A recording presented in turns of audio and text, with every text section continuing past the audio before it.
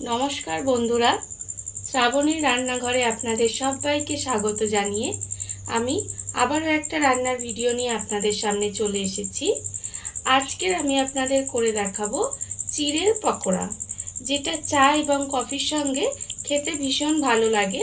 তাহলে চলুন এই চিড়ের পকোড়া আমি কিভাবে বানাই সেটা আপনারা একবার দেখে নিন।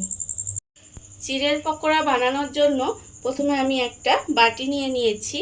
এবারে আমি নেব চিড়ে। এখানে চিড়েটাকে আমি প্রায় 20 মিনিট মতো ভিজিয়ে রেখে দিয়েছিলাম। রেখে এবারে আমি জল ঝরিয়ে নিয়েছি। এই চিড়েটা আমি বাটির মধ্যে প্রথমে ঢেলে নেব।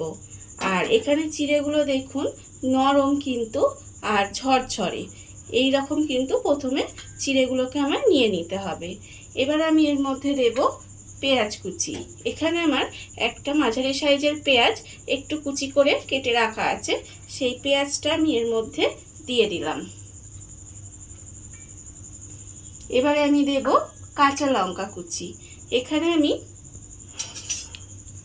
কাঁচা লঙ্কা ছোট ছোট করে কুচিয়ে রেখেছি, সেটা আমি 1 চামচের মতো দিয়ে দিলাম। আর আমি দেব এখানে আন্দাজ মতো নুন। নুনটা আমি এখানে আন্দাজ মতো দেব। এবার আমি এর মধ্যে দেব লঙ্কার গুঁড়ো। এখানে আমি 1/2 চামচ মতো লঙ্কার গুঁড়ো দিলাম। ঝাল কতটা খাবেন সেটা বুঝে কিন্তু লঙ্কা গুঁড়োটা দেবেন। এবার আমি এর মধ্যে দেব একটা ডিম। ডিমটা আমি ভেঙে এর মধ্যে দিয়ে দিলাম। দিয়ে এবার আমি এটাকে প্রথমে খুব ভালোভাবে মেখে নেব। সমস্ত উপকরণগুলো দিয়ে খুব ভালোভাবে মাখিয়ে নিয়েছি। এইবার আমি এর মধ্যে দিয়ে দেব 2 চামচ মতো বিস্কিটের গুঁড়ো। আমি এখানে বিস্কিটের গুঁড়ো ব্যবহার করেছি। আপনারা চাইলে কিন্তু বাড়িতে পাউরুটি থাকলে সেই পাউরুটিটা একটু ভিজিয়ে এর মধ্যে কিন্তু দিতে পারেন, সেটাও কিন্তু খুব ভালো হয়। এবারে বিস্কিটের গুঁড়োটা দিয়ে খুব ভালোভাবে আবারও কিন্তু আমি একটু মেখে নেব। বিস্কিটের গুঁড়োটা দিয়ে আবারও খুব ভালোভাবে মেখে নিয়েছি। এইবারে আমি এর থেকে এরকম গোল গোল মতো প্রথমে আমি বানিয়ে নেব। এইভাবে হাত দিয়ে জাস্ট এইভাবে একটু গোল গোল মতো প্রথমে আমাকে এগুলো বানিয়ে নিতে হবে। পাকোড়াগুলো দেখুন ঠিক এইভাবে আমাকে সমস্ত পাকোড়াগুলো আগে বানিয়ে নিতে হবে। পাকোড়াগুলো আমি এখানে গোল গোল করে বানিয়ে রেখে দিয়েছি। এবারে এটাকে আমি আলাদা করে সরিয়ে রেখে দেব। এবারে আমি এখানে নিয়েছি 1 চামচ মতো ময়দা। ময়দার মধ্যে আমি দেব অল্প সামান্য একটু নুন, আর দেব আমি এর মধ্যে অল্প একটু জল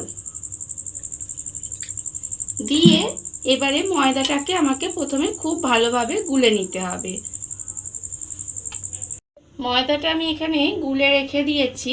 আর অন্যদিকে গ্যাসটা অন করে একটা কড়া বসিয়ে দিয়েছি। এইবারে আমি এর মধ্যে দিয়ে দেব সাদা তেল। ভাজার জন্য আমি এখানে অনেকটাই সাদা তেল দিয়ে দিলাম। এইবারে আমাকে তেলটা একটু গরম হতে দিতে হবে।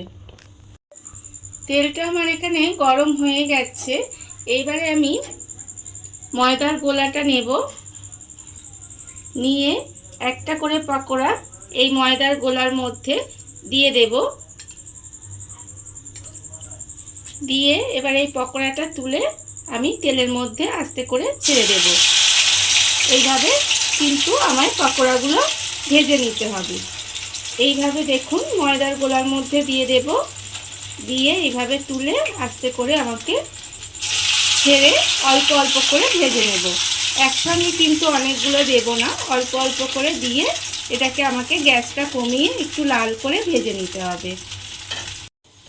পাকোড়াগুলো আমার এখানে লাল করে ভাজা হয়ে গেছে। এবার আমি পাকোড়াগুলোকে তুলে রেখে দেব। আর এইগুলো ভাজার সময় কিন্তু গ্যাসটা লোতে রেখে এগুলো ভাজতে হবে, না হলে ওপরটা হয়ে যাবে আর ভিতরে কাঁচা থাকবে, তখন কিন্তু খেতে ভালো লাগবে না। এটাকে আমি আলাদা করে সরিয়ে রেখে দিলাম।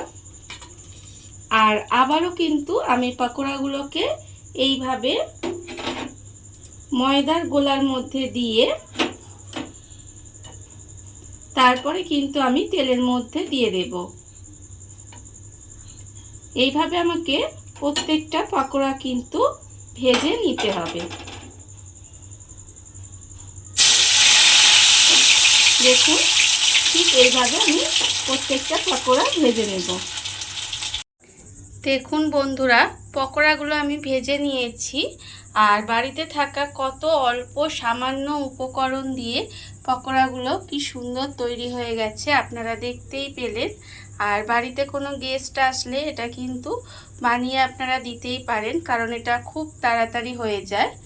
আর এই ভিডিওটা যদি আপনাদের ভালো লেগে থাকে তাহলে লাইক করবেন, কমেন্ট করবেন আর সাবস্ক্রাইব করবেন আমার চ্যানেলকে। আজ এই পর্যন্ত, নমস্কার।